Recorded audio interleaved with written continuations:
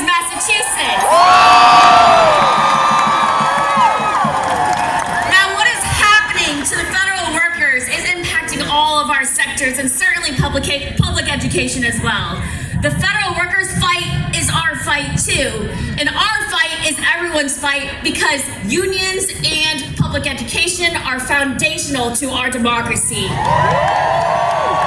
And so we are here to say hands off our schools, hands off our unions, and hands off our communities.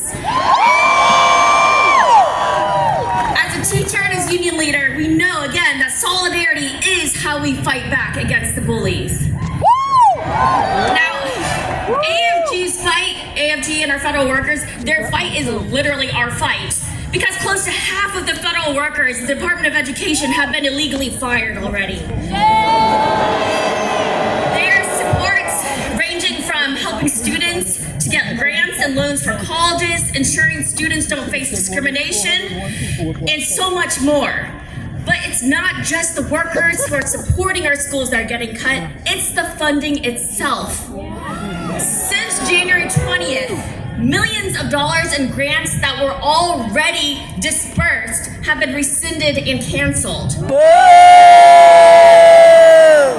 This is funding for tutoring, for literacy, for before and after school programs, for fixing dilapidated, underfunded school buildings, putting in HVAC, for example, in Springfield, where we need to improve the air quality in our schools, and building a school-based health center in New Bedford. With the executive order also dismantling the Department of Education, there is so much more at risk. But we were proud to be part of the first lawsuit to sue to stop the dismantling of the Department of Education. And we will use all of our tools, whether in the courthouse or on the streets, to fight back. But the blows keep coming. Just 2 days ago, the White House said that they would cut Title I funding. That's funding for low-income students. If states didn't comply with diversity, equity, and inclusion. This is not just about race and gender. This is also about protecting students with disabilities, making sure there are wheelchair ramps. That's what's at stake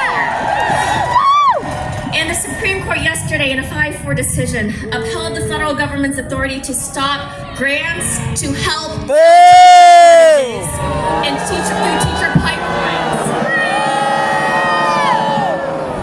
This is all quite simply an abuse of power. Whether it's taking away funding for our schools, our libraries, higher ed research that is literally life-saving research, whether it's Social Security, Medicaid, or stripping workers of collective bargaining, gutting union contracts, illegally detaining and deporting workers like Lalo Zaffarino or Kilmar Abregar Garcia, students like Rumesa Ozturk and Mamil Khalil. It is a clear violation of the rule of law.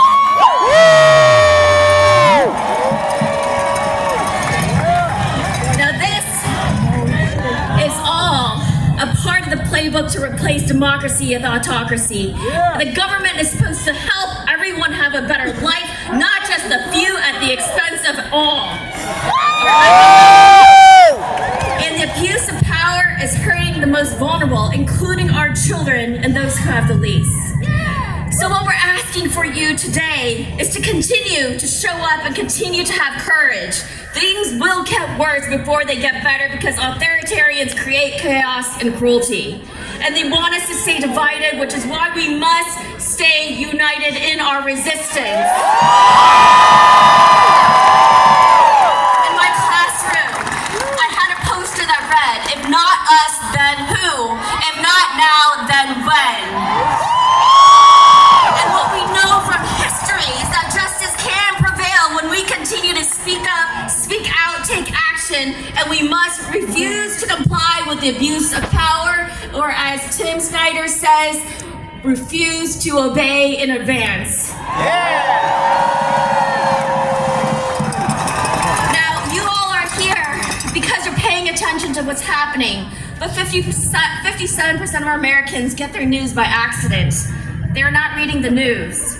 They aren't paying attention the same way that we are. So as Rich shared, we must continue to organize, reach our friends, our families, our neighbors, people who don't see themselves as activists, and we have to grow our numbers. And for many of you, this may be your first rally, and we are so glad that you are here because we need more first-time activists. Today is not the end, but the beginning, so please get active in your union, form a union, join an organization, stay informed, stay involved, and don't lose hope. Each one of us can inspire another, and that is how we build the movement for democracy.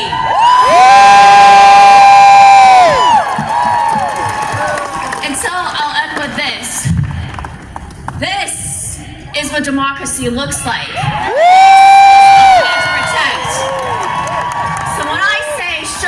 Democracy looks like, you say, this is what democracy looks like. Show me what democracy looks like. This is what democracy looks like.